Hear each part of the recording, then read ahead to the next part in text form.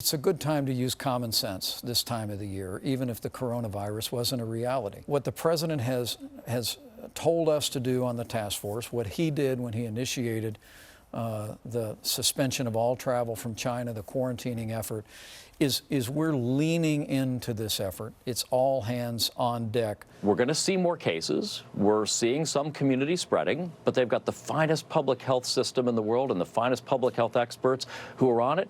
This is what we do. If our employees raise concerns about our processes, if something proves not to be right, we are grateful for that. So if she was reassigned, I know you can't discuss it. If she was reassigned because of raising this complaint, you're saying she'll be restored to the position? Nobody would ever be reassigned or discriminated against or prejudiced or retaliated against because of raising concerns about the functioning of the department. The Trump administration failed to act. The coronavirus is spreading worldwide. The stock market had its worst week since the crash of 2008. The White House is endangering lives and hurting our economy.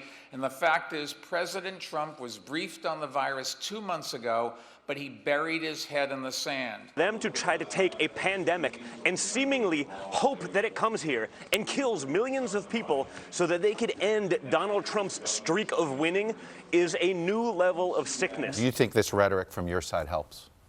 I never begrudge people responding to unwarranted, unjustified attacks. And this is their new hoax. But is it appropriate for him in any way to be using the word hoax in the context of this crisis? Well, he's talking about the partisan sniping that we're seeing, and it's unnecessary. We don't need to have this made a political issue. We're in a public health crisis here. We need to all be banding together. Well, the idea that Donald Trump said just several days ago this was a Democratic hoax, has he no shame? We set up an entire mechanism as how to deal with future outbreaks of pandemic diseases. They eliminated that office when they came in play. We knew this was coming back as far as January. They didn't even begin to prepare the testing kits. We're ramping up testing. You know, we now have 75,000 tests available out there in the United States, and over the next week that will expand radically. Unfortunately, one person passed away overnight. She was a wonderful woman, a medically high-risk patient. The president yesterday, when he was speaking, referred to this fatality as a woman. It is a man.